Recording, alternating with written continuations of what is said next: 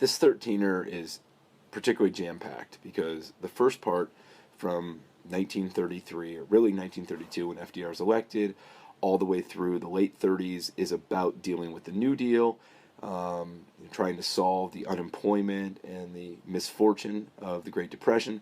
And that really sort of morphs into the United States getting far more involved in World War II, despite the fact that we don't get involved until December of 1941. So it's sort of two stories packed into one over this 13er. Now, we know that in 1932, FDR proposes a New Deal. Doesn't exactly say what that is, but he brings confidence that the country sorely lacked after Hoover kept saying, prosperity is around the corner, and it never came. And despite the fact that Hoover tried to do more than any president had ever done with, the Reconstruction Finance Corporation and the Agricultural Marketing Act, it made little impact. So FDR comes in with an ambition, and he's got to try to figure out how to get people back to work. He's got to figure out how he can keep people working, and then he's going to try to change the system so this Great Depression can never happen again. Now, we can't really just talk in necessarily the chronology of all of his New Deal programs. That's not really necessary to know them all in order, except to know that the first step he takes is a bank holiday.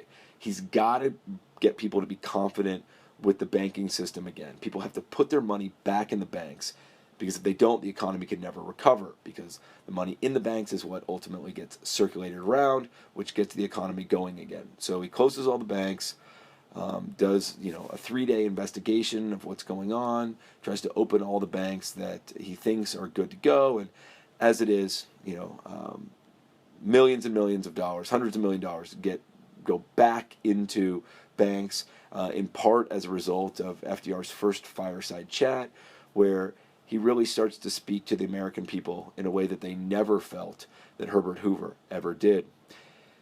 Now, the first program that FDR really starts is a program that's always near and dear to his heart. It's CCC, shirts optional, where they're going to be taking young men from the cities, unemployed men in their 20s, and say, we're going to go out, we're going to put you in nature, really in the forest, and we're going to have you do construction, road building, trail building, whatever it is out there. We're going to give you $30 a month. You got to send 25 of those dollars home. We're keeping you away from what unemployed men would do in the cities. We're giving you an almost military-like experience out here in nature, and everybody wins. Now, the next step that FDR takes that we really should pay attention to is the AAA, Agricultural Adjustment Act, building on what Hoover had tried to do. Hoover had tried to help the agricultural sector, but was never willing to really give money directly to farmers. He wanted to give it to a federal farm board who would find ways to help farmers, but really Hoover was afraid of giving people too much for fear that they would expect it forever. Well, FDR didn't really worry about that as much, and he made the counterintuitive move of paying farmers to not farm, and in some cases to dig up their crops or even kill their livestock. Because the problem with farmers, as we've always seen, is they have too much supply. And when they have too much supply, prices go down. So he's trying to bring farm prices up. And in fact, he did, but it's a little unclear whether it was that or it was that fewer farmers could work because of what was happening with the soil and the Dust Bowl. But again, farm prices do go up. Another project from this, first 100 days, really this time where Congress is allowing FDR and his brain trust, his advisors, to get as much done as possible, is the Tennessee Valley Authority. Now, the Tennessee Valley Authority is wide-ranging in what it does. It's basically redevelopment of an entire area, an area that encompasses like 4 or 5 southern states, one of the poorest areas in the country. And what FDR is going to do is he's going to try to bring jobs. He's going to be helping out with the environment down there. But what we remember it most for is the quote-unquote creeping socialism, where they're damming the river. It's actually a giant river system down there, and they're going to use those dams to create electricity, and the government is going to compete with private industry. They develop something called the yardstick, where they figure how much it costs to generate this electricity, and they're going to sell it cheaper. Now, of course, the government in our history doesn't usually compete with private industry, but in this case, FDR is saying, you know what, if you guys are gouging these very poor people, we can do it cheaper, and in fact, we can do it better. The next program that we need to pay attention to is not the kind of program that we think about in terms of jobs or improving the land. It's actually involved with the financial system. So there's going to be the FDIC, Federal Deposit Insurance Corporation, which is going to make sure that if you put your money into a bank, at least it's guaranteed, or up to a certain amount is guaranteed, to try to bring confidence back to the banking system, particularly amongst the American public. You get something called the Glass-Steagall Act, which is trying to correct the mistakes that had actually led to, in part, the stock market crashes of 1929. I should say it's one crash, but it sort of happens over the course of a number of days. And that was that many commercial banks had actually invested in the economy, and when, invested in stock market, and when the stock market crashed, many people's fortunes went with that. So they're going to try to separate commercial banking from investment banking. Despite FDR's efforts through the CCC, the Tennessee Valley, I mean, even the AAA, which is, not jobs creation, but employment is going down. After just 2 years, unemployment is down from, sort of the mid-20s down to about 16%. Again, not totally erased, but progress is being made. What they call the Second New Deal, which really begins in 1935, the biggest project is the Works Progress Administration, the WPA, which is a multi-billion-dollar project that's going to employ almost 10 million people during its 8 years. It's going to build essentially projects everywhere, from highways to bridges to schools to parks. We remember it, WPA, we produce art, because some people said, why are they paying artists to do art when there's a Great Depression going on? But there was a real emphasis on culture as well, which of course we're going to also see in the Great Society when we see the National Endowment for the Arts. I should have said back in the first 100 days that the NRA was created. We do our part. It was a program really between the workers and the company owners, and they were going to say, we're going to make sacrifices for each other, particularly the owners, who were going to ensure that there was a minimum wage, that there was maximum hours. Both of those are pretty big deals. But you say, well, maximum hours, why would workers in a poor situation ever want maximum hours? It's to be able to really create a third shift so that more people could work.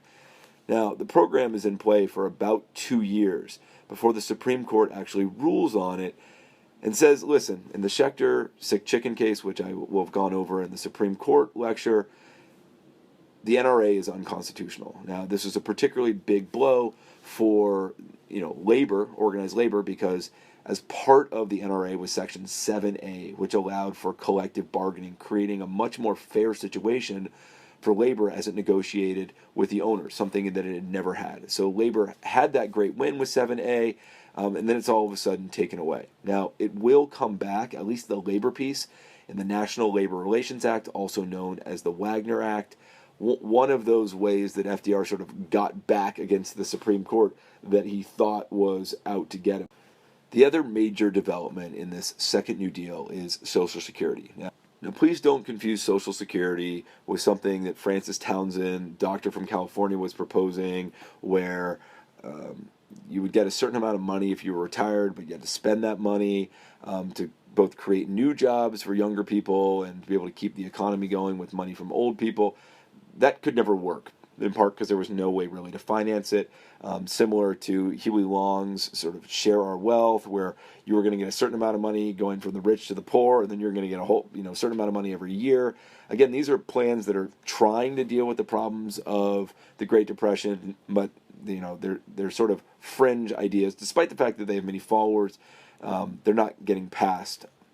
But the Social Security Act, really drawing on ideas from Europe, is going to be a way to create a social safety net for the poor and the elderly as well, people who can't work.